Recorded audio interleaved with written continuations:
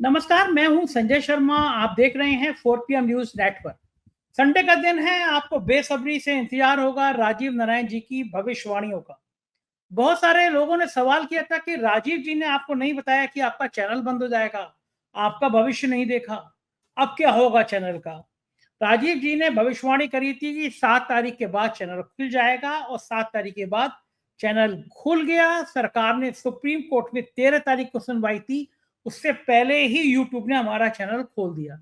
मैं हमेशा इस प्रोग्राम से पहले कहता हूं कि अगर आपका ज्योतिष में यकीन हो तो प्रोग्राम देखिए, ना हो तो मत देखिए। मेरा यकीन है इसलिए मैं ये प्रोग्राम करता हूं। राजीव जी पेशे से इंजीनियर हैं, पढ़े लिखे हैं, लेकिन अध्यात्म रुचि है, इसलिए ये कार्यक्रम करते हैं। आज के कार्यक्रम में उन्होंने बताया है कि युद्ध के ग्रह कैसे, चूंकि उन्होंने पहले बता दिया था युद्ध होगा, तो उन्होंने बताया कि युद्ध के ग्रह कैसे, युद्ध का समझौता कैसे और इसके बाद क्या परिणाम होंगे। अमित शाह के बारे में भी जाते जाते उन्होंने टिप्पणी करी है कि कैसा रहेगा भविष्य, और उन्होंने बताया है कि क्या होते हैं ग्रह जिनके वजह से मानसिक स्थितियां बिगड़ती हैं। बहुत शानदार बातचीत, आपको ले चलता हूं राजीव जी के पास, लेकिन उससे पहले आपसे रिक्वेस्ट कि आपका चैनल खुल गया है तो 4 PM न्यूज नेटवर्क को ज्यादा से ज्यादा दोबारा सब्सक्राइब करिए, दोस्तों से कहिए सब्सक्राइब करें। एक बड़ी जंग जीत के आए हैं हम लोग। लड़ाई सरकार से थी, सरकार ने बिना किसी कारण बंद किया था, लेकिन अंततः जीत सच की होती है। हमें बताया गया था कि हम एंटी, यूट्यूब ने कहा कि सरकार ने कहा कि हमारा नेशनल सिक्योरिटी को खतरा है। हम बड़े दुखी थे क्योंकि हमारा कड़ कड़ देश के लिए समर्पित है। आखिर चैनल खुला। चलते हैं राजीव जी की, आपने सब्सक्राइब और ज्वाइन कर ही लिया होगा, तो सुनते हैं राजीव जी की बातचीत। 4 PM न्यूज नेटवर्क में स्वागत है राजीव नारायण जी आपका, और आपको शत शत नमन।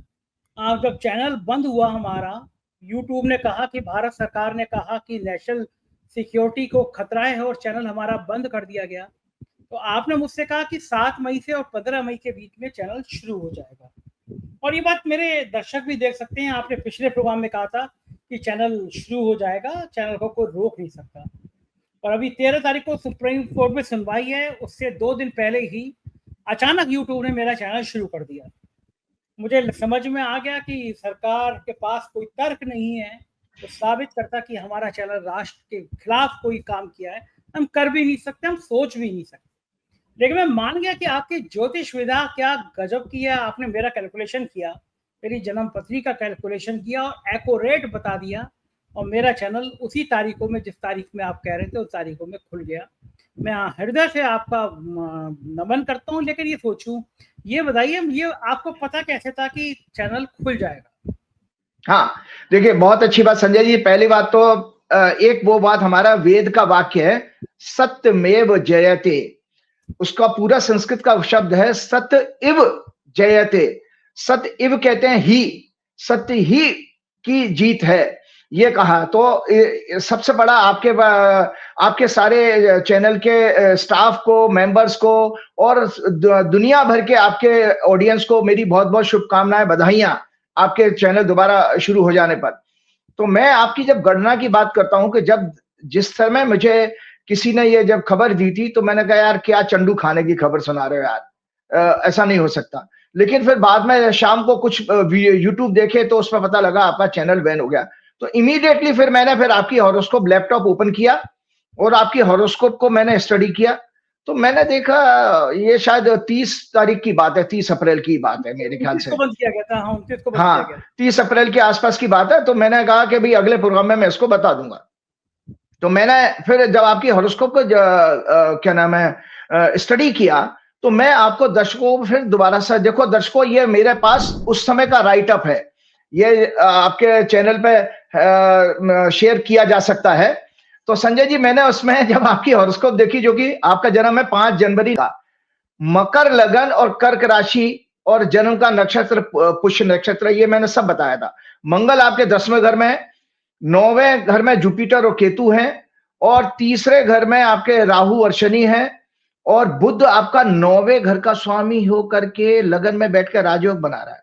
इसीलिए आपके विधाता ने आपके जीवन में कोई अच्छा प्रोफेशन लिखा था तो आपको नेम ऑफ मीडिया से ही मिलना था, मतलब पत्रकारिता से ही, जर्नलिज्म से, क्योंकि मरकरी जो है मीडिया, जर्नलिज्म, कम्युनिकेशन का सिग्निफिकेटर होता है।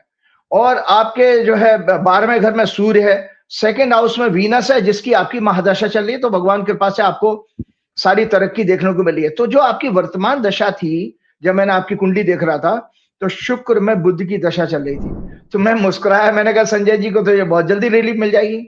फिर हम लोग क्या करते हैं, एक बीइंग ए ज्योतिषी, ये देखते हैं कि ग्रह में जो शुक्र महादशा और अंतर्दशा के ग्रह में परिवर्तन गोचर में कहाँ आ रहा है।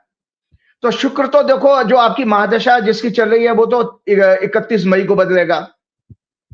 लेकिन मैंने देखा हमारा सब्जेक्ट ये होता है कि विषय क्या है, सब्जेक्ट क्या है। मैं ज्योतिष सिखाने के उद्देश्य से ये डिटेल में आपको बता रहा हूं कि हमारा विषय था कि एक मीडिया का चैनल बंद हो गया, हमारी आवाज को बंद कर दिया गया। हमारी आवाज जो कम्युनिकेशन है वो बुद्ध है, तो उसको बंद कर दिया गया। उसकी आपकी दशा चल रही थी, कुंडली में वो राजयोग बना रहा है। तो मैंने तुरंत देखा कि 7 मई को सुबह 4 बजे के आसपास बुध राशि बदल रहा है और आपके चौथे घर में जा रहा है, मेष राशि में, जो अभी वर्तमान में दर्शकों मेष राशि में है बुध, और वहां से 10वें घर को देखेगा। 10वां घर कर्म का होता है, चौथा घर होता है मानसिक शांति का और खुशी का, हैप्पीनेस का। तो देखिए आपके सारे लोगों को खुशी वापस आ गई और जो आपका चैनल ओपन हुआ। तो मैं आपको बता रहा हूं, देखिए मैंने इसमें उस समय जब आपका हुआ था तो मैंने ये कोई षड्यंत्र कॉन्स्पिरेसी आती है, क्योंकि बुध नीच का था, शनि राहु से पीड़ित था आपके तीसरे घर में इसमें। और 7 मई को मॉर्निंग में जब 4 बजे के आसपास बुध मंगल की राशि में मेष में प्रवेश हुआ, तो चौथे घर में प्रवेश करेगा। तो इस तरह से मैंने ये सब देखा। और मैंने आपको एक बारे में एक और चीज देखी थी उसमें स्टडी करके, कि आप इतने बोल्ड और साहसी क्यों हो। तो बोल्ड और साहसी होने का कारण यह था, जिसके भी 10वें घर में, लगन में, तीसरे घर में अगर मंगल होगा तो वो व्यक्ति साहसी होगा। सूर्य भी साहस देता है, तीसरे घर में भी साहस देता है। आप मुझे देख रहे हैं, मेरे मंगल तो नहीं है, लेकिन मेरे तीसरे घर में तीसरा घर में होता पराक्रम का, तो मेरे घर में तीसरे घर में सूर्य है, तो भगवान की कृपा से मुझे भी डर नहीं लगता। तो आपकी कुंडली में 10वें घर में मंगल था, उसकी लगन पर दृष्टि जा रही थी। इसीलिए आपकी पत्रकारिता में आपने पुलिस से रिलेटेड, पैरामिलिट्री से फोर्सेस से रिलेटेड या क्राइम से रिलेटेड फील्ड में भी काफी काम किया हुआ है, जिसमें कि हम इन्वेस्टिगेटिंग जर्नलिज्म भी कहते हैं, जो लॉ एंड ऑर्डर के ऊपर काम करना, ये सब चीजें आपके दर्शाता है उसके अंदर। फिर उसके बाद मैंने एक चीज ये देखी कि जिस व्यक्ति का चौथे घर का स्वामी चौथे घर को देख रहा है, 4th हाउस होता हमारा माता का, मातृभूमि का, मदरलैंड का, मदर का, और चंद्रमा आपका कर्क राशि का। तो मैंने कहा ये व्यक्ति तो देशद्रोही हो ही नहीं सकता।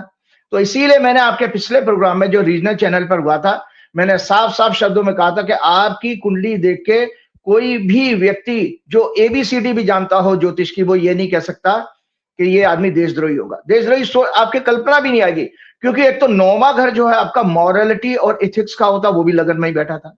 आपने देखा ना कि बहुत सारी हम लोग, मैंने थोड़ा सा कहीं राइटअप पढ़ा था कि पत्रकारिता में भी नैतिकता मरती जा रही है, खत्म हो गई है नैतिकता। लेकिन आपकी कुंडली में क्या है, बहुत अच्छा योग देखा कि नैतिकता का स्वामी, 9वां घर नैतिकता का होता है, मॉरलिटी का, वो लगन में बैठा है। तो आप अपनी कभी भी सीमाएं नहीं लांघेंगे, जो आपके प्रोफेशन की सीमा है उसका हमेशा सदैव पालन करेंगे, अपने देश के लोगों को। और आपकी बातों में हमेशा दया करुणा का इनपुट भी आता है। मतलब जब आप सामाजिक विषयों पर बोलते हो या बात करते हो, तो मैंने देखा कि आप उनके दुख दर्दों को बांटने की क्षमता रखते हो। तो इसका कारण वो आपके 9वें घर का स्वामी बुध लगन में बैठा है। तो ये बहुत बहुत बधाई वंस अगेन आप लोगों को। बहुत बहुत शुक्रिया राजीव जी।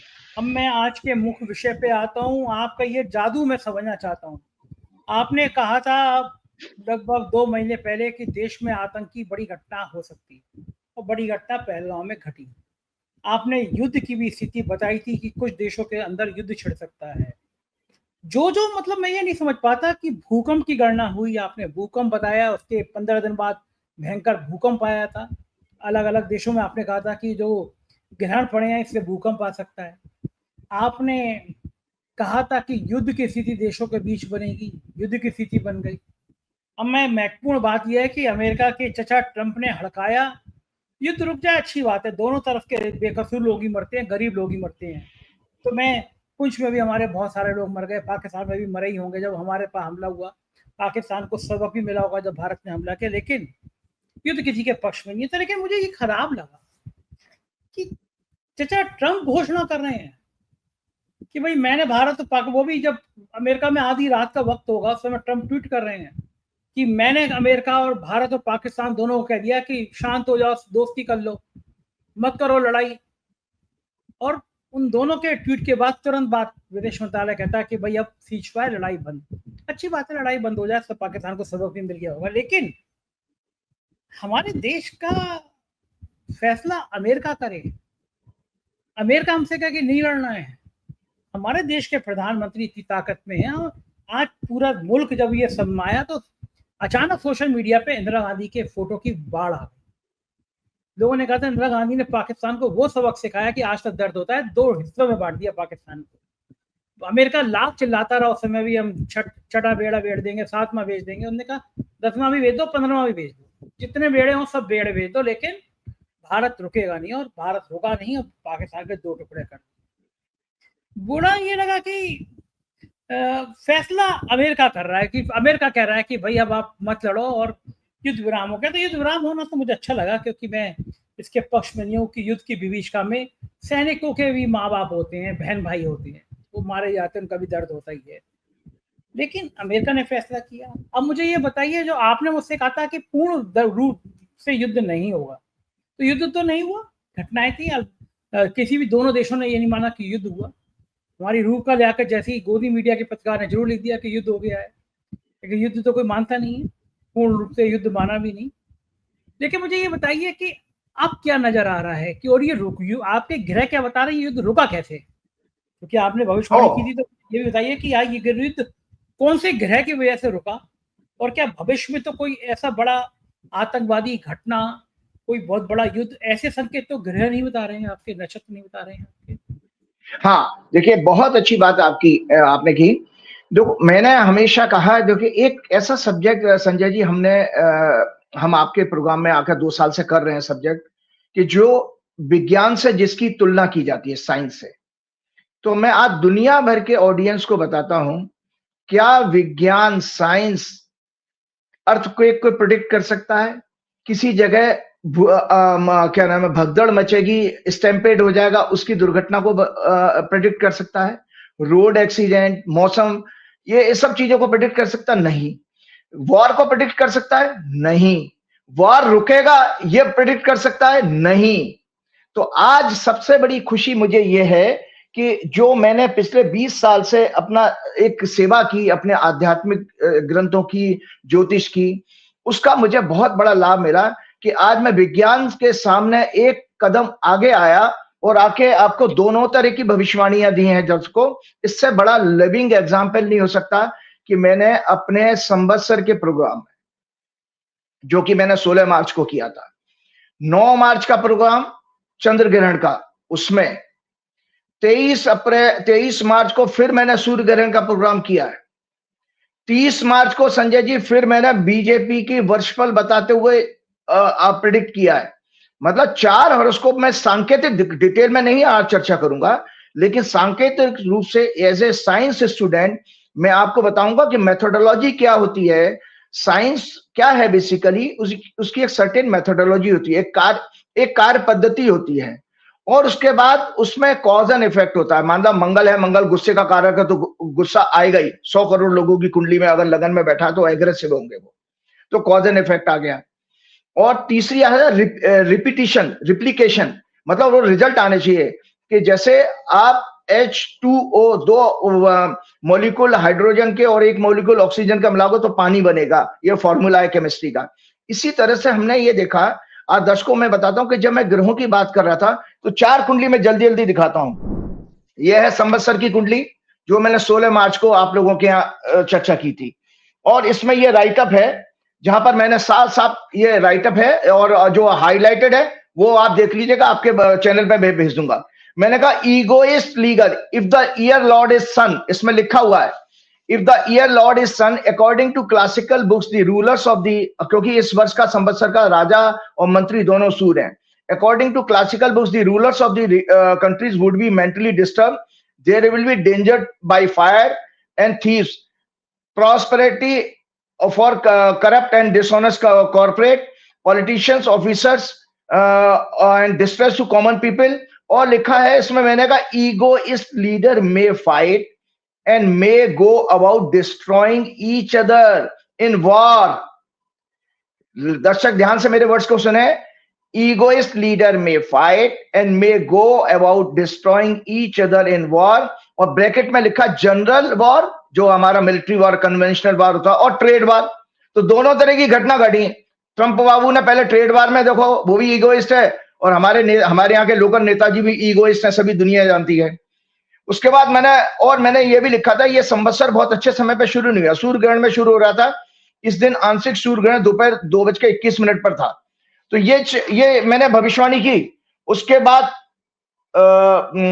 फिर मैंने आपको बता देता हूं, दूसरी कुंडली मैंने बताई है कि इंडिया का चार्ट भी मैंने इसमें इंडिया के बारे में भी ये लिखा था। तो इंडिया के बारे में ये पीछे का राइटअप है, आपके चैनल में दिखाएगा। क्योंकि इस कुंडली में जो संवत्सर की कुंडली बनी, third lord Venus is afflicted in 8th house with Rahu Ketu, hence some secret strategy of terrorist acts indicated by neighboring country, छद्म युद्ध, ये भी आपके उसमें आ गया। और मीडिया का घटिया रोल आपने देख ही लिया कि मीडिया का कितना घटिया रोल रहा, उसमें हम बात करेंगे। उसके बाद हमने ये सोलर इक्लिप्स की 23 तारीख को आपके यहाँ प्रोग्राम में चर्चा की थी। सूर्य ग्रहण पड़ा था, सूर्य ग्रहण कर्क राशि में शुरू हुआ था, और कर्क राशि है भारत की कुंडली, जो हम आपको बताएं, ये भारतवर्ष की कुंडली है। भारतवर्ष की कुंडली में तीसरा घर में कर्क राशि है, तीसरा घर होता है पड़ोसी देशों का। तो ये उसके अंदर भी हमने ये लिखा, और उसमें भी आपको मैं बता देता हूं कि कर्क राशि, मैंने यहां पर ये राइटअप है सूर्य ग्रहण की कुंडली का, सूर्य ग्रहण की जो एनालिसिस मैंने की थी, उसमें लिखा है कर्क राशि इंडिया के चार्ट का 3rd हाउस है, अतः नेबरिंग कंट्रीज से रिलेशन बिगड़ेंगे और इन देशों की सरकारों के लिए भी अत्यंत अशुभ है, भारत के स्टॉक मार्केट के लिए। आप देखिए ये तीसरी कुंडली है। अब ये आपकी लूनर इक्लिप्स है, जो 9 मार्च को मैंने चर्चा की थी। 9 मार्च को लूनर इक्लिप्स पड़ा था, क्या नाम है, सॉरी लूनर इक्लिप्स 14 मार्च को पड़ा था, सॉरी। तो ये उस दिन भी आपको 9 मार्च के प्रोग्राम में कहा था, और यहां पर भी मैंने इस बात के लिए कहा है कि दो it will not be visible in India, लेकिन ग्रहण शुरू होने के समय भारत की कुंडली का लगन ही उदय हो रहा है। पड़ोसी देश, ये मैंने मार्क किया हुआ है इसमें, यहां पर राउंड में ये दर्शक देख सकते हैं, पड़ोसी देशों से संबंध और खराब होंगे। तो लगातार आपकी, और ये है बीजेपी की कुंडली, ये बीजेपी की वर्षफल जो 6 अप्रैल से शुरू हुआ था, वो मैं दर्शकों को दिखा देता हूं।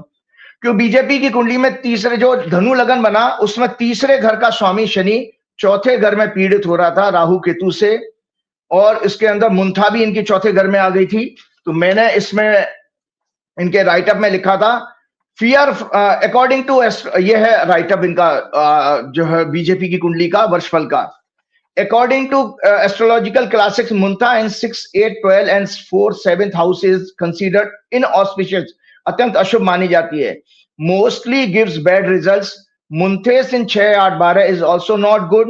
Year Lord Saturn will also be afflicted with Rahu Ketu. The results of Muntha in 4th house are sickness, ill health, especially mental health, anxiety, misunderstanding with own people's relatives, mother, organization, party, fear from enemy, शत्रु से आपको कष्ट, डर। तो ये मैंने उसकी horoscope में भी बता दिया बीजेपी की। ये सब मैं इसलिए बता रहा हूं कि बीजेपी आज सत्ता में है, अगर कांग्रेस से होती तो मैं कांग्रेस की कुंडली लेता। इसके साथ एक बीजेपी की कुंडली और दिखाता हूं, जन्म की कुंडली। ये दर्शकों बीजेपी की जो फॉर्मेशन आपके 6 अप्रैल 1980 को हुई, तीसरा घर आपके पड़ोसी देशों का, मित्रों का, सहयोगियों का होता है। बीजेपी की कुंडली में 6वें घर का स्वामी मंगल आपका राहु केतु के साथ और शनि से पीड़ित है। अतः बीजेपी की कुंडली ये दर्शाती है दर्शकों, ये मैं किसी पॉलिटिकल द्वेष के साथ भावना से नहीं कह रहा हूं, बीजेपी की कुंडली में ही है कि बीजेपी जब जब सत्ता में आएगी तब तब पड़ोसी देशों से संबंध बिगड़ेंगे, खराब होंगे और युद्ध जैसे हालत होंगे। तो उससे पहले सत्ता बीजेपी को फुल फ्लेज कहां मिली थी? 1999 में जब क्या आपके वाजपेयी जी आए थे, और वाजपेयी जी आए थे तो आपने कारगिल युद्ध देखा, और अब मोदी जी के कार्यकाल में यह आ गया कि पहले पुलवामा में, पहले कार्यकाल में उनको पुलवामा देखना पड़ा था, दूसरे में अब ये आ गया। अब मैं आपके पास ये आना चाहता हूं कि जो आपके एक क्वेश्चन और था कि ये वॉर हुआ क्यों? वॉर इसलिए हुआ, सारी चीजें मैंने पहले जब ये घटना टेररिस्ट की बता दी, फिर हम इतने एग्रेशन में क्यों चले गए। तो मेरे लिए एक जरूरी था कि मुझे जब इंडिया ने अटैक किया, उस क्षण की कुंडली बना करके मुझे देश के सामने चर्चा करनी थी और उसी कुंडली के आधार पर मुझे ये देखना था, भारत और पाकिस्तान की कुंडली के आधार पर भी मुझे देखना था। तो मैं 2 मई को कर चुका था। मेरा ट्वीट है, मैं आपको भेजूंगा, शेयर करिएगा। मैंने 2 मई को ये प्रेडिक्ट किया था कि प्लेनेटरी पोजीशन ऐसी दिखाई दे रही है कि 3 मई के 8 बजे सुबह से लेकर के 5 मई के दोपहर 2 बजे तक का अत्यंत कठिन समय है, जहां पर किसी तरह के अटैक की या मिलिट्री कॉन्फ्लिक्ट की संभावनाएं दिखाई दे रही हैं। हालांकि घटना 36 घंटे बाद हुई है, उसको भी मैं अभी एक्सप्लेन करूंगा। मैंने जो पीरियड दिया था कि कोई अटैक या किसी तरह का मिलिट्री डिसीजन जो होगा वो इस पीरियड में आएगा। तो संजय जी, आपके दर्शकों को जानकारी क्लैरिफाई कर रहा हूं। संजय जी, मैं ये बता रहा था कि भाई हमने जब ये जो मोदी जी, जब हमारा आतंकवादी हमला हुआ था, उसके बाद हमारे प्रधानमंत्री जी ने डिफेंस के एक्सपर्ट्स के साथ में बातचीत की, डिफेंस चीफ्स के साथ में, और ये उनसे ये कहा था कि भाई आप लोग अपना स्थान, समय और टारगेट आप खुद करिए, मतलब फुल पावर दे दी थी। तो वो तो आपका अप्रैल के लास्ट वीक की बात है। लेकिन दर्शकों की मेमोरी के लिए बताता हूं, जो पीरियड में आपको ट्वीट में आप देखेंगे, उस पीरियड में आपके तीनों डिफेंस के चीफ आते हैं ब्लूप्रिंट लेकर के, क्योंकि मई के फर्स्ट वीक में ब्लूप्रिंट लेकर के आए कि भाई ये हमने प्लानिंग कर ली है, यहां पर टारगेट करना। तो घटना तो जन्म ले रही है ना आपका। अब देखिए, कितना ही उनको फ्रीडम दे दी गई हो, वो अपने आप से अटैक तो नहीं करेंगे। पीएम की सिग्नेचर या कंसेंट तो चाहिए ही चाहिए। तो पीएम के पास वो जो डेट मैं 3 मई से लेके 5 मई की बता रहा हूं, उस पीरियड में वो पीएम के पास, क्योंकि मैंने खुद टीवी में देखा था, मई के फर्स्ट वीक में ये डिफेंस चीफ्स के साथ मीटिंग होती है, उसी में डिसीजन अटैक करने का लिया। 36 घंटे बाद घटना घटती है। तो एज एन एस्ट्रोलॉजर मुझे ये देखना था कि इस समय घटना हमारी कैलकुलेशन आ रही 5 मई को 2 बजे। तो मैं दर्शकों की जानकारी के लिए बता देता हूं, उसको नाम दिया था हमारे मिलिट्री ने ऑपरेशन सिंदूर। तो ये दर्शकों, मैंने ऑपरेशन सिंदूर की हॉरोस्कोप बनाई है, क्योंकि इसका मीडिया में टाइम आ चुका था। 7 मई की सुबह, मतलब रात्रि, ये 1:05 से, वो जिस तरह की उनकी प्रेस ब्रीफिंग हुई थी, उन्होंने कहा था 1:05 से 1:30 बजे के बीच में ये कार्रवाई हुई है, जो दुश्मन देश के आतंकवादी मतलब ठिकानों पर जो बमबारी की गई थी। तो 7 मई 2025 को 1:05 पर मकर लगन की कुंडली बनी, और 7वां घाव हमने आपके दर्शकों को बताया था, 7th हाउस वार का होता है। 6वां घर भी झगड़े का होता है, 12वां घर भी झगड़े का होता है, 8वां घर भी झगड़े का होता है। ये छद्म युद्ध के लिए आते हैं। लेकिन डायरेक्ट अगर वॉर होगा तो 7th हाउस एक्टिवेट होना चाहिए। अगर टेरिटोरियल वॉर है, सीमा पर वार होता है, तो 6वां घर आएगा और 12वां घर आएगा। तो उसमें मंगल आ गया। साथ में हमने ये भी देखा था कि एक यूएन चार्टर का एक मैसेज है, the charter of UN said that the war originate in the minds of man and these must be eradicated from mind. मतलब वो ये कहते हैं, यूनाइटेड नेशन ये कहता है कि जो युद्ध है वो कंसर्न दिमाग में होता है। जैसे हमारा गोदी मीडिया, वो उसके माइंड में तो युद्ध घुस गया था, तो माइंड में, तो यूएन भी वही कह रहा है कि युद्ध जो है, युद्ध की कंसर्न माइंड में होती है, और अगर युद्ध खत्म करना है तो माइंड से युद्ध हटा दो, मतलब हिंसा हटा दो। तो आपको बता देता हूं ज्योतिष के एंगल से कि जितने भी है भारत ने अभी तक युद्ध फेस किए हैं, 47 में हुआ, उसके बाद 62 में हुआ, उसके बाद 65 में हुआ, 71 में हुआ, 99 में हुआ, और अब 2025 में। इन सारी इंसिडेंट में चंद्रमा पीड़ित था, और चंद्रमा वैदिक ज्योतिष में माइंड का सिग्निफिकेटर है। तो वो यूनाइटेड नेशन का स्टेटमेंट पूरा हो रहा है कि युद्ध जो वर्ड है वो माइंड में होता है, हिंसा माइंड में होती है, और जैसे माइंड का सिग्निफिकेटर इंप्रूव करेगा और सीज फायर हो सकता है। तो मैंने इसमें ये देखा कि इस दशकों, जब मैंने अपने ट्वीट में लिखा था, तो उस दौरान चंद्रमा और मंगल कर्क राशि में इकट्ठे थे। तो मुझे लगा कि वो, और मंगल एग्रेशन का कारक है, क्रोध का कारक है। तो मैंने कहा, और भारत की कुंडली में उस समय आपके तीसरे घर में ये कॉम्बिनेशन बन रहा था, तो मुझे लगा था कि इस दौरान कुछ अटैक की बात हो सकती है। लेकिन वहां पर उसके डिसीजन जरूर फाइनल हुआ उसी पीरियड में। अब लेकिन जब ये इन्होंने अटैक किया है भारत ने, तो वहां पर चंद्रमा फिर से पीड़ित आया है। उसको दर्शकों में बता देता हूं, ये कुंडली में देखिए, चंद्रमा के दोनों तरफ पाप ग्रह हैं। आपका पड़ोस अगर खराब हो ना संजय जी, तो आप जो है अच्छे भले आदमी होकर भी क्रिमिनल बन सकते हो।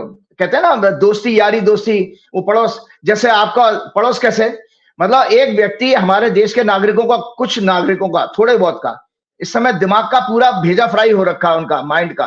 वो क्यों हो रखा है? एक तरफ तो उसके दिमाग के तरफ गोदी मीडिया बैठा है, दूसरी तरफ बीजेपी का आईटी सेल, और वो जो है आपके व्हाट्सएप ग्रुप के अंकल आंटी। तो वो उसको कहते हैं पाप कर्त्री, मतलब नेबरहुड में अगर पाप, ज्योतिष का सिद्धांत है, अगर किसी ग्रह के दोनों तरफ हाउसेस में, लेफ्ट और राइट, अगर मेलेफिक पाप ग्रह होते हैं तो उस ग्रह की क्षमता है वो निगेटिव हो जाती है, कार्य करने की क्षमता निगेटिव हो जाती है, वो निगेटिव सोचेगा। मतलब इसी तरह से आप देसी भाषा में समझो, कोई दारू पिलाने वाला कोई हथियार और दे दे, एक दारू पिलाए, एक कट्टा पकड़ा दे आपको, तो आप क्राइम करोगे करोगे। तो ये चीज इसमें आई थी कि चंद्रमा उस दिन भी पीड़ित था जिस समय ये अटैक किया गया है, और मंगल वहां पर ऑलरेडी अवेलेबल था। साथ में एक रिसर्च हमने ज्योतिष में की थी, बहुत अच्छी डिटेल रिसर्च की थी, क्योंकि जब हम लोग रिसर्च कर रहे थे ज्योतिष में, तो मैंने आप लोगों के किताब में उसमें बताया भी था कि ये मंडेन एस्ट्रोलॉजी में पूरी वार के ऊपर पूरा चैप्टर है, वार के ऊपर भी है, आतंकवादी घटना। तो उसमें हमने एक ड्यूरिंग रिसर्च एक कॉमन फैक्टर्स कुछ पाए थे। एक तो शनि मंगल का अगर योग होता है तो वॉर होता है। दूसरा, भारतवर्ष की कुंडली में जब ये वारामिर की किताब है, इसमें एक सिद्धांत और भी लागू हुआ था, मैंने आपको बताया था आपके प्रोग्राम में, कि जब भी एक पक्ष में या एक महीने में 2 ग्रहण पड़ते हैं तो राजा प्रजा दोनों को कष्ट आता है। तो इस घटना से भी आपने देखा राजा प्रजा दोनों को कष्ट आया, भाई जनता भी मरी है और देश का भी नुकसान हुआ है। मैं किसी आर्मी जनरल का स्टेटमेंट सुन रहा था, वो कहते हैं कि एक दिन का वार 1000 करोड़ का कॉस्ट करता है, क्योंकि हथियार इतने महंगे हैं, प्लस है ना, तो चीजें महंगी हो जाएंगी। और अभी जैसे शेयर बाजार भी गिरा था, 4000 करोड़ उन्होंने एफआईज ने पैसे माल बेच दिया था। तो इस कुंडली में ये वारामेर की किताब है। वारामेर जो है हमारे विक्रमादित्य के राजगुरु होते थे उस पीरियड में, वैदिक काल में, क्योंकि आपका जो वर्तमान भारत है, इंडिपेंडेंट इंडिया, वो 15 अगस्त 1947 को आजाद हुआ। तो उसकी कुंडली तो संजय जी हमारी टॉरस लगन की, वृषभ लगन की बनती है। लेकिन वैदिक पीरियड में, वैदिक काल में जब अखंड भारत होता था, तो उस समय की कुंडली मकर लगन की कुंडली थी, भारत की, अखंड भारत की। तो उसमें रिसर्च में हमने देखा कि जब जब कैंसर और मकर की एक्सिस एफ्लिक्ट होती है पाप ग्रहों से, तो वार होता है। या वर्तमान में टॉरस और स्कॉर्पियो की एक्सिस भी पीड़ित हो जाए तो भी होगा, क्योंकि ये लगन की। 7वें घर से दर्शकों आपका वार आता है, युद्ध। तो मैं दर्शकों आपको जानकारी के लिए फिर बता देता हूं कि मैंने एक ये ऑपरेशन सिंदूर की हॉरोस्कोप बताई कि ये जो लगन निकल के आया, ये भारत की कुंडली का तीसरे घर का, ये 3rd हाउस और 9th हाउस आ रहा है भारत की कुंडली का।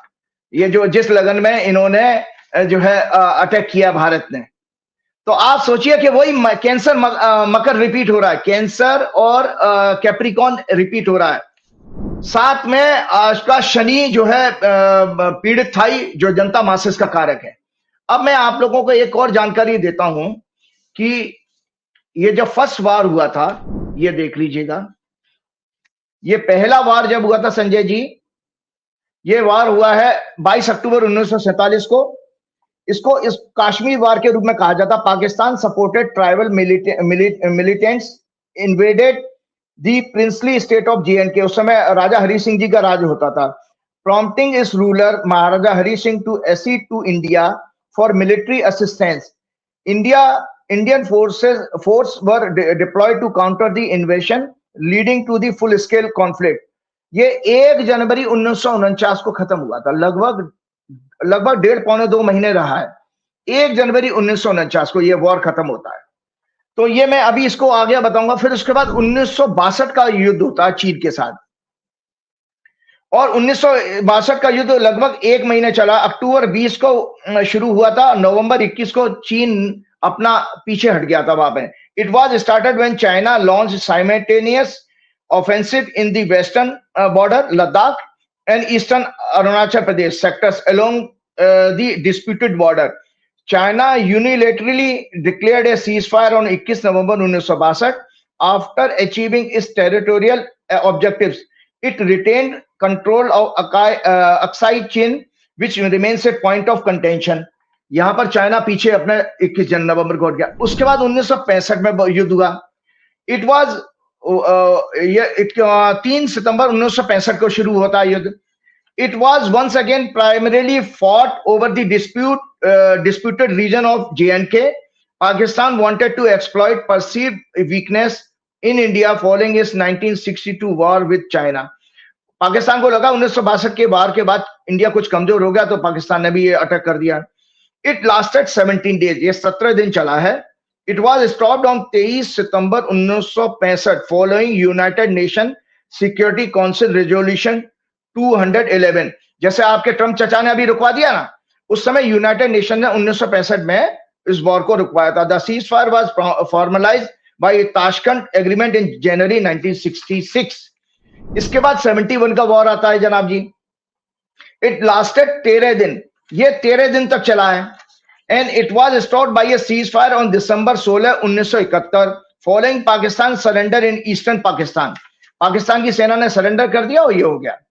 तो यहां पर आपके टॉरस और वृश्चिक की एक्सिस जो है पीड़ित हो रही है, वर्तमान भारत की है। इसके बाद संजय जी मैं आता हूं, ये आपका कारगिल वॉर है। कारगिल में जो युद्ध हुआ था, कारगिल वॉर लास्टेड अप्रोक्सीमेटली 2 महीने। ये 2 महीने तक चला है, फ्रॉम अर्ली मई 1919 टू जुलाई 26 1999। जुलाई 26 को 1999 में पाकिस्तान अपनी सेना वापस पीछे लेके चला गया।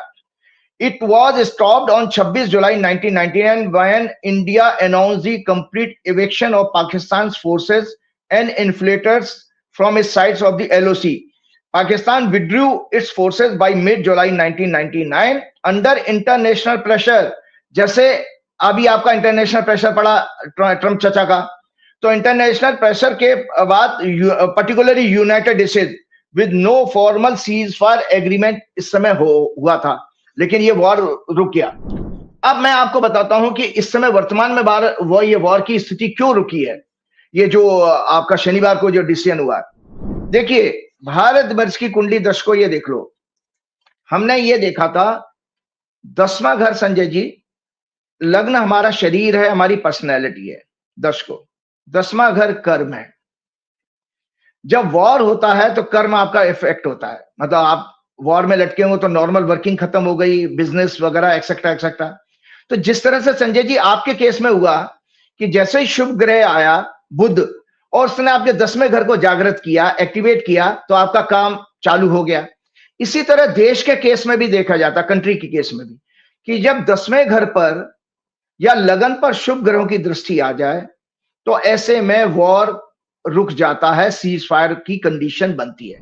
तो दर्शकों आज क्योंकि मैंने 5 कुंडलियां ये दिखाई हैं, उसको दिखाने का मतलब ही यही था कि मुझे ये प्रूव करना था कि ये जो शनिवार को ट्रम्प चचा ने जो आपका सीज फायर करवाया दोनों देशों को, ऐसे नहीं हुआ है। क्योंकि दर्शकों आज की जानकारी बता दो, हमारा प्रोग्राम 11 तारीख को हो रहा है, लेकिन 14 तारीख को ब्रह्मांड का सबसे शुभ ग्रह बृहस्पति जुपिटर अपनी राशि बदल के मिथुन राशि में आ रहा है, प्रवेश कर रहा है, और वो लगभग रात को 10:36 पर मिथुन राशि में प्रवेश करेगा। मैंने आप ही के चैनल पर प्रोग्राम में बताया था कि हमेशा बड़े ग्रहों के प्रभाव महीने 15 दिन पहले, कुछ दिन पहले आने लगते हैं। ऐसा रिसर्च में हमने फील किया, क्योंकि जुपिटर 1 साल के ड्यूरेशन को कवर करता है, शनि 2.5 साल को करता है, राहु 1.5 साल को करता है, 18 महीने को। तो जुपिटर का इन्फ्लुएंस मुझे दिखाई दे रहा था, इसीलिए मैंने अपनी ट्वीट में कहा था कि ये वॉर जो है फुल फ्लैश वॉर नहीं होगा। और मैंने अपना उस चीज का एक्सप्लेनेशन भी दे दिया कि जो गणना मैंने 3 मई से लेके 5 मई के की थी, वो मेरी गणना आगे भी काम लागू होती है, क्योंकि उस समय चंद्रमा पाप कर्तरी में आ गया था जब आपने अटैक किया। 6 तारीख की रात को किया है, लगभग जो 12 बजे के बाद आपका अगला दिन बदल जाता है, उसको 7 कहते हैं, 7 माना जाएगा। तो वो जो घटना घटी, और इसके बाद आपको पता भारतवर्ष की कुंडली में ये जो बृहस्पति जुपिटर राशि बदल के जा रहे हैं, वो 2nd हाउस में आ रहे हैं। दर्शकों यहाँ 2nd हाउस में आ रहे हैं, और बृहस्पति की 9वीं दृष्टि 9th एस्पेक्ट होती है। बृहस्पति 9वीं दृष्टि से 10वें घर को देखेंगे भारत की कुंडली में। तो जो मैंने सिद्धांत आपको बताया कि जब जब देश के, और 10वां घर रूलर का भी होता है, दर्शकों की जानकारी के बता, रूलिंग पार्टी प्रधानमंत्री हमेशा 10th हाउस से देखा जाता है। तो 10th हाउस पर जब शुभ ग्रह की दृष्टि बृहस्पति की आ रही है, जिसका प्रभाव हमको मिल रहा है, उसकी वजह से भारत का सीज फायर को एक्सेप्ट करना दिखाई दे रहा है। ये भारत की कुंडली से बताया। अब मैं दर्शकों आपको पाकिस्तान की कुंडली दिखाता हूं। यह है जनाब पाकिस्तान की कुंडली। ऐसा था कि जो हमारे वायसराय थे, वो एक ही टाइम पे, दर्शकों को थोड़ी सी हिस्ट्री बताने जा रहा हूं कि एक ही टाइम पर आपके जो है वो आजादी देना चाहते थे। तो हमारे यहाँ बाबू राजेंद्र प्रसाद जी ने इंसिस्ट किया। नेहरू जी तो नहीं ज्यादा मानते थे, लेकिन राजेंद्र प्रसाद जी एस्ट्रोलॉजी को बहुत ज्यादा मानते थे। तो उन्होंने कहा, नेहरू जी से कहा था कि भाई हमको 2 एस्ट्रोलॉजर, ये हिस्ट्री में कहीं अंग्रेज ने किसी ने लिखा अपनी किताब में, उन्होंने कहा था कि भाई हमको तो 15 तारीख को लेनी है आजादी, हम 14 को नहीं लेंगे। पहले अंग्रेज 14 को दोनों को दे रहे थे, मतलब इंडिपेंडेंस। तो उसमें 2 एस्ट्रोलॉजर, जो पंडित सूर्यनारायण व्यास उज्जैन के और पंडित हरदेव शर्मा शास्त्री सोलन वाले हिमाचल प्रदेश से, उनको बुलाया गया और समय निकाला गया। पाकिस्तान को यह था कि पाकिस्तान, ये मैंने सब ग्रोक बाबू से, आपने ग्रोक भाई से इंफॉर्मेशन और ले ली हिस्ट्री की। तो उसमें बताया कि भाई पाकिस्तान ने कहा कि हमारा जुम्मे के वो जो आपके रोजे का आखिरी दिन था कुछ उनका, उस दिन वो खत्म होने के समय 13 तारीख को वो लेना चाहते थे इंडिपेंडेंस के, भाई हमारा, उनको लगा शुभ दिन हमारे लिए है। तो इसीलिए वायसराय दौड़ करके 13 तारीख को इवनिंग में वो कराची पहुंचे रात को, और रात्रि को 14 तारीख की रात्रि को, 13 तारीख की रात्रि को 00 आवर 1 मिनट पर पाकिस्तान आजाद हुआ। तो पाकिस्तान की ये मेष लगन की कुंडली है दर्शकों, मेष लगन में है, और इनके दूसरे घर में राहु है। इनका जन्म का नक्षत्र भी राहु का है। इनका जो जन्म हुआ है राहु में चंद्र में हुआ है, इसलिए ये मेंटली कभी भी देश सुखी नहीं रहेगा। एक भविष्यवाणी आप लोगों को कर देता हूं कि मानसिक रूप से ये कभी भी देश सुखी नहीं रहेगा। और इस देश की जो फॉर्मेशन धर्म के आधार पर हुई, उसका सीधा सीधा संकेत आता है कि बृहस्पति धर्म के कारक है। मतलब धर्म, मतलब उनका अगर मुस्लिम धर्म है तो उनका धर्म माना जाएगा, हमारा वैदिक धर्म है तो हमारा वैदिक धर्म माना, मतलब, लेकिन रिलीजन का सिग्निफिकेटर है बृहस्पति। तो बृहस्पति की लगन पर दृष्टि है, और इनके दूसरे घर में राहु, तीसरे घर में चंद्रमा और मंगल है। इसीलिए ये लोग एग्रेसिव हैं और पड़ोसी देशों से संबंध हमेशा बिगाड़ कर रखेंगे। चौथे घर में बुध, शनि, शुक्र और सूर्य हैं। इसीलिए इनके सत्ता में हमेशा, चाहे इनके मिलिट्री के जनरल हो या शासक हो, भोगी होंगे, मतलब करप्ट होंगे, बहुत ज्यादा करप्शन का, क्योंकि शुक्र भी वहां पहुंच गया, बुध भी पहुंच गया। शुक्र धनेश है, फाइनेंस का लॉर्ड है, और 8वें भाव में केतु था। इस कुंडली में भी मैं दर्शकों को बता रहा हूं, इस कुंडली के अनुसार बृहस्पति अभी आपके तीसरे घर में आ रहा है। मिथुन राशि तीसरा घर बनती है, और तीसरे घर से 7वें घर को एक्टिवेट कर रहे हैं। 7वां घर वार का होता है। तो इनकी कुंडली में भी ये योग अभी आने वाले 1-2 दिन के अंदर 7वें घर में बैठे जन्म के बृहस्पति को इन्फ्लुएंस कर रहा है। इसीलिए मैंने पहले ही गणना कर ली थी कि पाकिस्तान किसी तरह से समझौता एक्सेप्ट करेगा और ये वॉर रुक जाएगा। तो हमने ये जब देखा कि पिछले 5 वॉर को मैंने ड्यूरेशन आपकी बताई, ये वॉर मात्र, ये मतलब वॉर लाइक सिचुएशन जो बनी, मिले, इसको एक्चुअली में टेक्निकल वर्ड है मिलिट्री कॉन्फ्लिक्ट। ये मिलिट्री कॉन्फ्लिक्ट मात्र 3 दिन चला, लगभग 3 साढ़े 3 दिन चला है, सिर्फ इस वजह से कि शुभ ग्रह का प्रभाव आ गया, जो मैंने आपको पहले कहा। और 7 तारीख को और बता दो, 7 तारीख को इनका बुध भी इनके आ गया था लगन में। हालांकि बुध इस कुंडली का, पाकिस्तान की कुंडली का 6वें घर का लॉर्ड है, इसलिए पाकिस्तान ने अपनी फाइट जारी भी रखी थी। लेकिन बुध का लगन में प्रभाव, शुभ ग्रह का प्रभाव, और 7वें घर पर वॉर के हाउस पर बृहस्पति के प्रभाव के कारण दोनों देशों की कुंडली के आधार पर मैंने ये देखा कि वॉर रुकेगा, और ये घटना हमें, और सबसे बड़ी बात है, इसके साथ साथ मैं अपने समस्त देशवासियों को बहुत बहुत शुभकामनाएं देना चाहता हूं, क्योंकि युद्ध कोई बहुत अच्छी चीज नहीं है। इसमें देखिए, गरीब के जो सैनिक कौन होते हैं, कोई पैसे वाले का, किसी बनिया का लड़का नहीं जाएगा फौज में, उद्योगपति का लड़का नहीं जाता है, गरीब किसान का, मजदूर का लड़का फौज में जाता है। उनकी कैजुअलिटी होती है। चंद ऑफिसर होते हैं, जो ऑफिसर कौन बनते हैं, जो मतलब बाई हार्ट जो है बेसिकली, जिनका देश प्रेम बहुत ज्यादा होता है। पहले के टाइम में सिख हैं, जाट हैं, राजपूत हैं, इन लोगों का भी रहा है हमेशा वार। तो ये वार कोई बहुत अच्छी चीज नहीं है, कभी भी नहीं अच्छा माना गया। इसमें पर डे का नुकसान, और दूसरा बात है हिंसा, चूंकि अधर्म माना गया। हालांकि आपको पता है कि भारतवर्ष इस वॉर में मैंने क्या देखा कि धर्म के युद्ध के ऊपर अगर कोई था तो भारत था, इसलिए भारत को इसमें रिलीफ भी मिलनी थी और भारत ने इस अटैक को किया तो भारत धर्म के रास्ते पर था, क्योंकि उसके निर्दोष नागरिकों की हत्या की गई। इसीलिए भारत को ये ज्यादा नुकसान नहीं करने वाला था, फाइनेंशियल टर्म्स में जरूर होगा, लेकिन चूंकि भारत धर्म के युद्ध पर, तो मैंने आपको हमेशा रामायण का एक उदाहरण बताया कि धर्म का रथ क्या होता है। ये रामायण में भगवान राम ने जो है उसमें कहा भी है,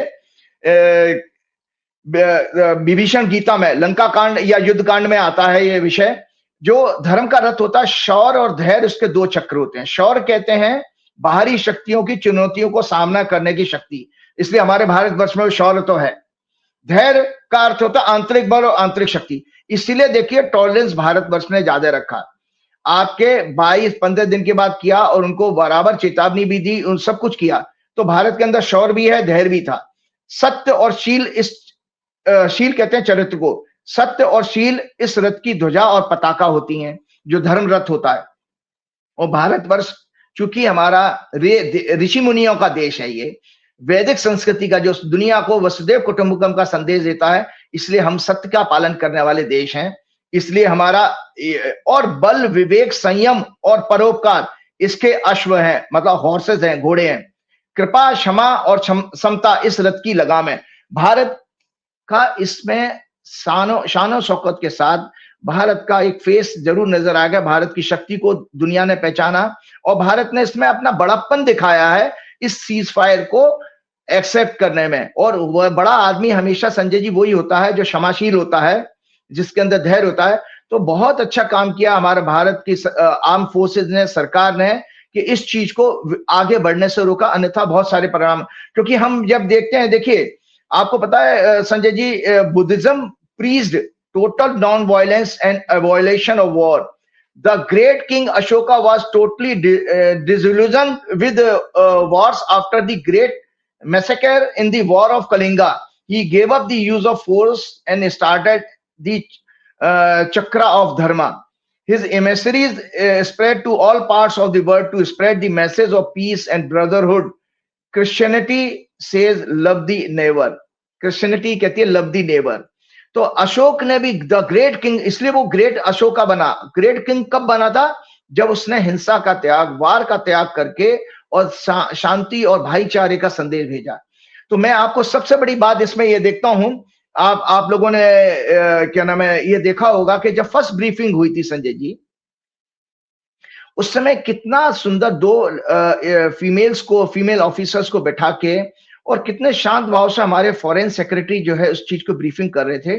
और उन्होंने एक्सेप्ट किया था कि इस दौरान हमारे देश ने जो अपना भाईचारा और ब्रदरहुड का जो संदेश दिया, पूरी दुनिया के लिए मिसाल बन गया कि इतनी बड़ी टेररिस्ट के ऊपर अटैक करने के बावजूद भी हम लोग एक रहे।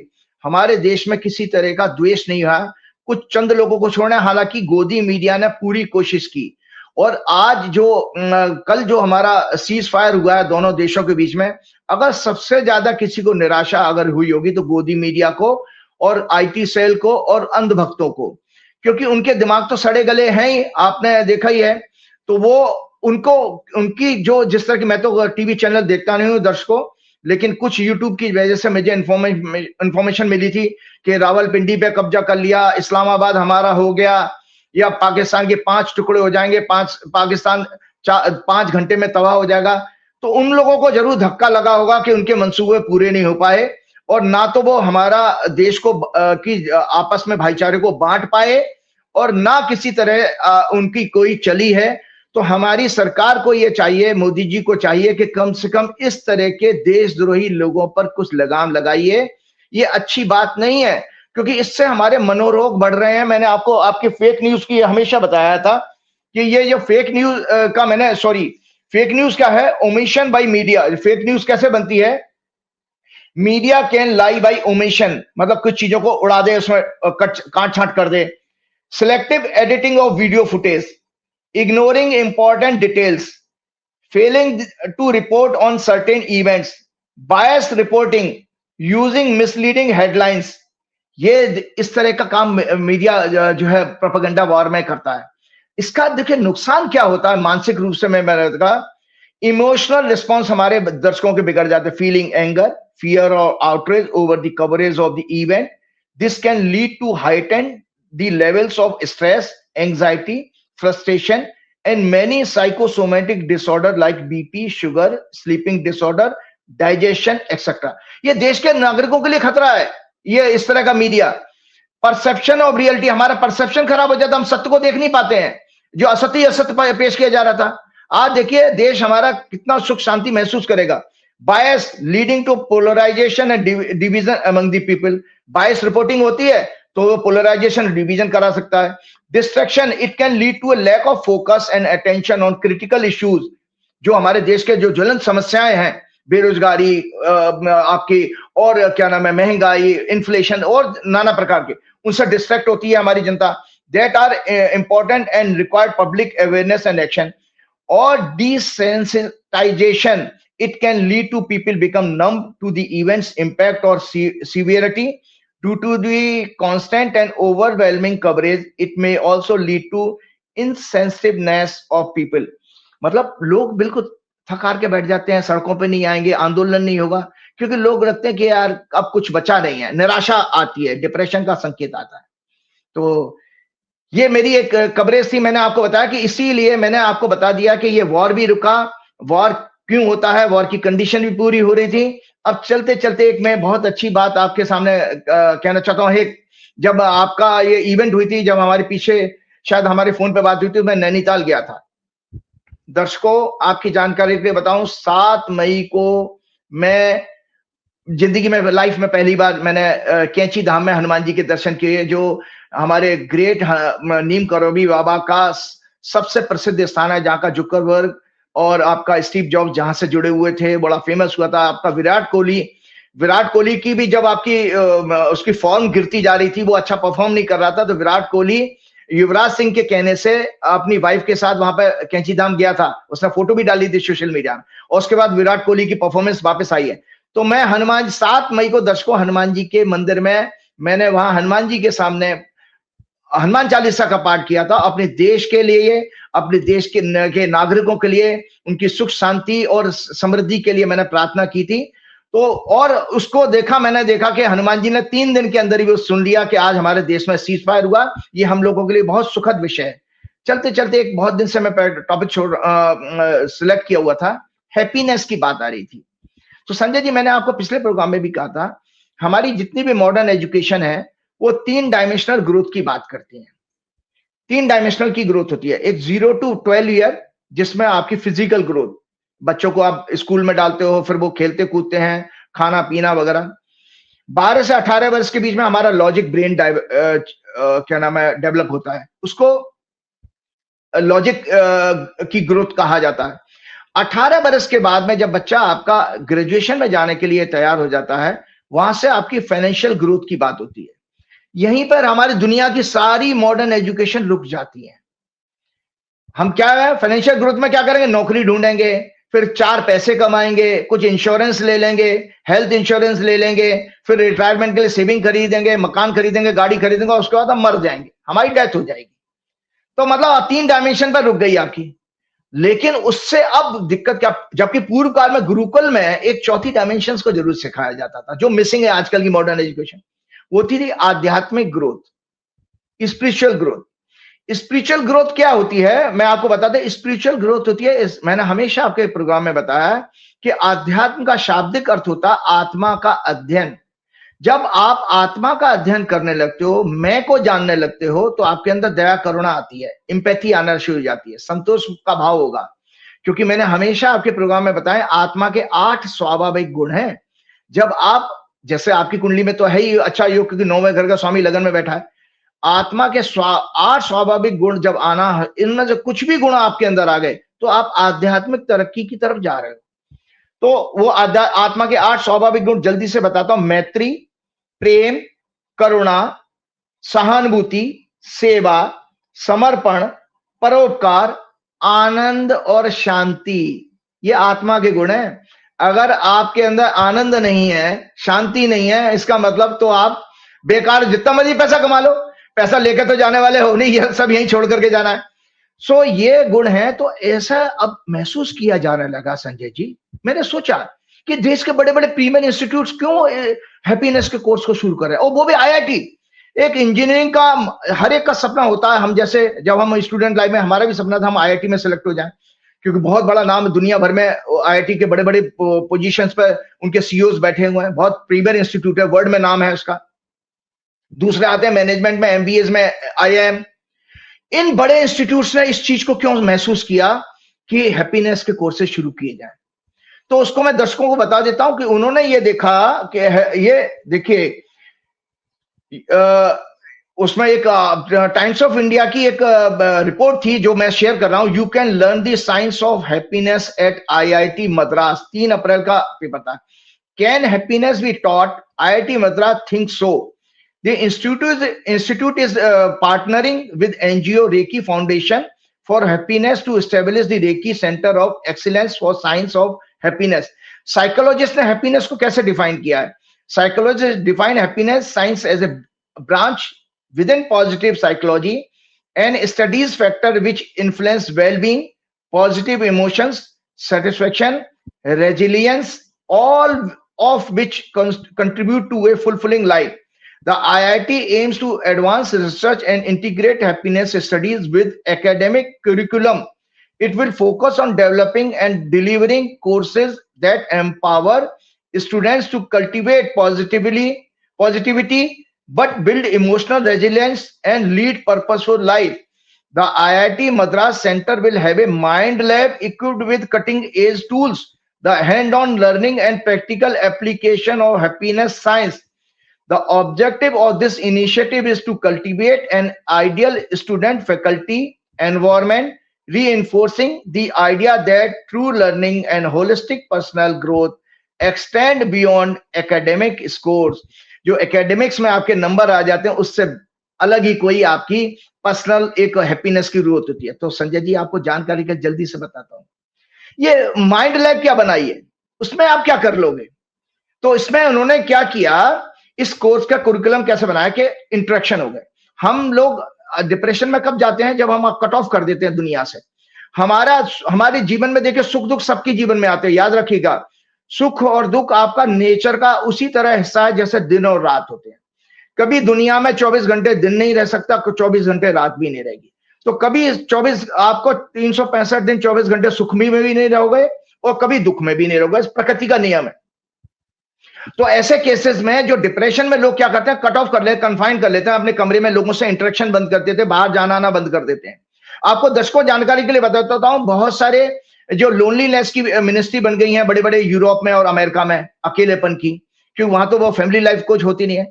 तो वहां पर जानते हैं डॉक्टर्स ने क्या आपको सजेस्ट करना शुरू किया हीलिंग के लिए, apart from some medicine. Doctor कहते हैं कि आप म्यूजियम में विजिट करके आओ।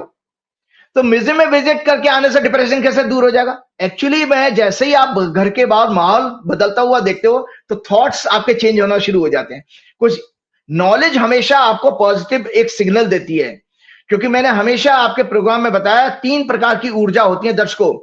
दिमाग, कटोरा जो भेजा है बाएं, ब्रेन, हार्ट और स्टमक, पेट, 3 सूर हैं हमारे जीवन में। सूर का मतलब है ऊर्जा। ब्रेन का खुराक जो होती है, ब्रेन की ऊर्जा है नॉलेज। जितना आप नॉलेज आप गेन करोगे आपको खुशी महसूस होने लगी। चेस्ट की आपकी ऊर्जा है प्राण। जितना आपका ब्रीदिंग अच्छा होगा उतना आपका ब्लड भी अच्छा बनेगा और ब्रेन भी पावरफुल हो जाएगा। और तीसरी पेट की होती है जठराग्नि, डाइजेस्टिव फायर। अगर वो स्ट्रांग है तो आप तीनों ऊर्जाएं अगर आपके अंदर है तो आप मस्त रहिए, आप स्वस्थ रह सकते हैं। तो इसमें इस प्रोग्राम में क्या किया गया संजय जी कि उन्होंने स्टूडेंट्स की, पहले हम जैसे ग्रुप डिस्कशन होता था ना स्टूडेंट लाइफ में देखते थे, आपस में इंटरेक्शन कराना। कुछ उनके बाद अगर कोई बच्चा स्पोर्ट्स में कोई नहीं कर रहा है या किसी की हॉबी पता कर लेना, किसी को गार्डनिंग की हॉबी है, किसी को मंदिर जाना अच्छा लगता है, भजन कीर्तन करना अच्छा लगता है, कोई सिंगर अच्छा है, कोई डांसर अच्छा है, कोई स्पोर्ट्समैन है, इंडोर हो या आउटडोर हो, इस तरह की एक्टिविटीज को उन्होंने शुरू किया। तो मैं आपको दर्शकों को बताता हूं माइंड लैब में क्या उन्होंने चेक किया था। माइंड लैब में वो लोग चेक करते हैं कि उनके पास में एक ऐसा था कि हम सर्टेन, जैसे वो कहते हैं स्पेशली माइंड लैब में क्या देखना था, साइंटिफिक फाइंडिंग कैसे हो सकती है हैप्पीनेस की, ये दर्शकों को जानकर बता, लोग सोचेंगे यार हैप्पीनेस कैसे, साइंस कैसे क्या कर सकता है, तो बता देता हूं।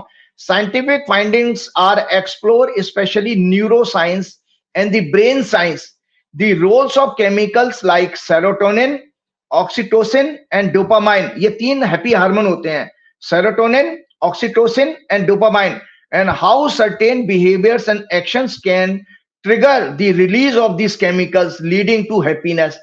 जैसे ही आपके अंदर ये इनमें से कोई भी हार्मोन जनता हो, आपका मूड चेंज हो जाता है। अच्छा मूड होना ये हार्मोन का, serotonin is a hormone of mood, dopamine भी आपका मूड का हार्मोन है, ऑक्सीटोसिन जो होता है हग का हार्मोन होता है। इसीलिए आप जब किसी को गले लगाते हो, किसी के सर पे हाथ फेरते हो, आपके हिंदू हमारे वैदिक धर्म में क्या था, आप पहले चरण स्पर्श करते थे, बुजुर्ग आपके सर पे हाथ रखता था तो आपका एक सर्किट पूरा हो जाता था ऊर्जा का। आपने बुजुर्ग के पैरों को टच किया और उसने इसको ऑक्सीटोसिन बनता है, हग का हार्मोन, टच का हार्मोन बन जाता है, तो आपके अंदर केमिकल एक मतलब झुरझुरी आ जाती है, वाइब्रेशन सी फील होती है। गुरु के पास जाने से भी ये होता है। तो इसमें उन्होंने क्या किया, लैब में ये देखते थे कि कुछ बच्चे जो कुछ एक्टिविटी नहीं कर रहे, उनको एक्टिविटी कराई, फिर उनके ब्रेन को उन्होंने अलग अलग इंस्ट्रूमेंट से ऑब्जर्व किया, तो उन्होंने देखा उनके अंदर हार्मोन डेवलप होना शुरू हो रहे हैं। तो इस तरह से उन्होंने साइंटिफिक रिसर्च में देखा कि इस तरह हैप्पीनेस किसी के अंदर भी डेवलप की जा सकती है। तो ये साइंटिफिक मेजर है। तो आपके, और मैं आपको दर्शकों बता देता हूं, जो मैंने आपको विदेश का एग्जांपल बताया था, बहुत सारे आपके पूना में, बेंगलोर में बहुत सारे जो थेरेपिस्ट हैं, जो मोटिवेशनल जो फील्ड में काम करने वाले लोग हैं, संजय जी, वो जो है वो एक आउटडोर ट्रिप लगाते हैं आपकी, और वो जाना ले आपसे पैसा भी चार्ज कर रहे हैं। आपको वो क्या कर रहे हैं, ले जाकर के वो जंगल ले जाएंगे, जंगल में कहेंगे आपने पेड़ को हग करो, मतलब पेड़ को हग टच करने से ही आपके अंदर चेंज, फीलिंग चेंज हो जाती है। एक्चुअली ग्रीन कलर जो होता है पृथ्वी पर 70% 70% ग्रीन कलर है। तो the moment you see green colour, serotonin बनना शुरू हो जाता है, मूड चेंज हो जाता है। आप घर में आप योगा आसन करिए, कुछ भी करिए, लेकिन जैसे पार्क बाग बगीचे में जाएंगे, प्राण शुद्ध मिलेगा, आप एकदम आपकी फीलिंग चेंज हो जाती है। तो इस तरह से मेरे को एक डिटेल में बताना था ये सब चीजें। यहाँ तो भक्तों को हरा रंग देखते ही भड़कने लगते हैं। यहाँ तो रंग भी धर्मों में बांट दिए गए हैं, भाषाएं धर्मों की हो गई, हिंदी हमारी, उर्दू उनकी, केसरिया हमारा, हरा उनका। और जब हरा रंग इतना ताजगी का प्रतीक होता है तो भक्तों के दिल पे बड़ी छुरी चलेगी ये सुनकर। अब ये तो आपने सुप्रीम कोर्ट में भी देखो कहा, माना कि भाई हिंदी का जो ओरिजिन है वो उर्दू से हुआ है, उर्दू बाहर की भाषा थी नहीं, यही की भाषा है। और चलते चलते एक और दर्शकों जानकारी के लिए बता देता हूं, एक बड़ी मुद्दा चला था, वो आपके निशिकांत दुबे, फिर धनखड़ जी कह रहे थे कि एग्जीक्यूटिव ज्यादा सुपीरियर है जुडिशरी से। तो अभी आपके दोनों लोग, ये दोनों मानसिक बीमार लोग। हाँ, अभी चीफ जस्टिस ऑफ इंडिया जो अभी रिटायर हो रहे हैं, अगले प्रोग्राम में मैं करूंगा, मैं चाहता था लेकिन अभी समय ज्यादा हो जाएगा, मैं अगले प्रोग्राम में नए चीफ जस्टिस की कुंडली जरूर चर्चा करूंगा। और अमित शाह का पेंडिंग है, अमित शाह की 7:30 उनका खराब समय है, इसीलिए बेचारे वो ह्यूमिलेशन उनको बहुत ज्यादा हो रहा है। तो अभी chief justice of Sanjiv Khanna ji ने क्या जजमेंट दिया था निशिकांत दुबे वाले मैटर में, उन्होंने क्या कहा है कि नहीं, किसी डेमोक्रेटिक कंट्री में सुप्रीम जो होता है कॉन्स्टिट्यूशन होता है, कॉन्स्टिट्यूशन जुडिशरी से भी सुप्रीम है। उन्होंने बहुत अच्छा वर्ड है ये, दर्शकों जान लो, कॉन्स्टिट्यूशन किसी देश का उसके जुडिशरी से, एग्जीक्यूटिव से, मीडिया से, पब्लिक से सबसे ज्यादा ऊंचा होता है, क्योंकि वो आपका वो ग्रंथ है, वो नॉलेज है जो सबको एक साथ बांध रख सकती है। चलते चलते हनुमान जी की प्रार्थना, श्री गुरु चरण सरोज रज निज मन मुकुर सुधार, वरनौ रघुवर विमल जसु जो दायक फलचार, बुद्धिहीन तनु जान के सुमिरो पवन कुमार, बल बुद्धि विद्या देव मोह हरऊ कलेश विकार, कृपा करहूं गुरुदेव की नाय। जय श्री राम, जय। ये तो राजीव नारायण शर्मा, आपने पूरी बातचीत सुनी, मुझको यकीन है बातचीत आपको पसंद आई होगी। अपनी राय से अवगत रहेगा। शुक्रिया, थैंक यू।